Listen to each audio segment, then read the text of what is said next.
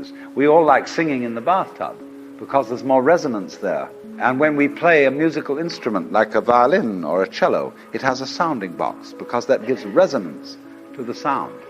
And in the same way, the cortex of the human brain enables us, when we are happy, to know that we are happy.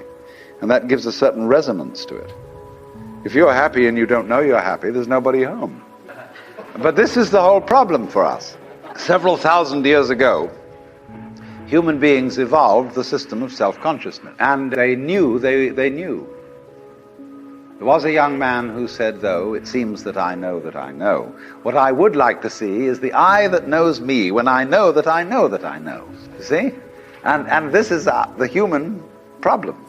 We know that we know. And so there came a point in our evolution when we didn't guide life by just trusting our instinct and had to think about it and had to purposely arrange and discipline and push our lives around in accordance with foresight and words and systems of symbols, accountancy, calculation, and so on. And then we worry. Once you start thinking about things, you worry as to whether you've thought enough. Did you really take all the details into consideration? Was every fact properly reviewed?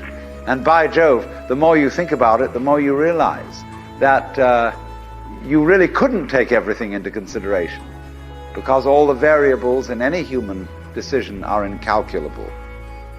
So you get anxiety. And this, though, also, this is the price you pay for knowing that you know, for being able to think about thinking, to feel about feeling. And so you're in this funny position. Now then, do you see that this is simultaneously an advantage and a terrible disadvantage? What has happened here is that by having a certain kind of consciousness, a certain kind of reflexive consciousness, being aware of being aware, being able to represent what goes on fundamentally in terms of a system of symbols, such as words, such as numbers. You put, as it were, two lives together at once, one representing the other.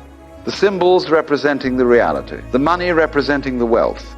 And if you don't realize that the symbol is really secondary, it doesn't have the same value. You know, people go to the supermarket and they get a whole cartload of goodies and they drive it through, and then the clerk fixes up the counter and this long tape comes out. And you say, $30, please. And everybody feels depressed, because they give away $30 worth of paper, but they got a cartload of goodies. And they don't think about that. They think they just lost $30. But you've got the real wealth in the cart. All you parted with was the paper, because the paper in our system becomes more valuable than the wealth. It represents power, potentiality, whereas the wealth, think, well, that's just necessary. You've got to eat. I mean, that's to be really mixed up. So then, if you awaken from this illusion and you understand that black implies white, self implies other, life implies death, or shall I say, death implies life, you can feel yourself not as a stranger in the world, not as something here on probation, not as something that has arrived here by fluke, but you can begin to feel your own existence as absolutely fundamental.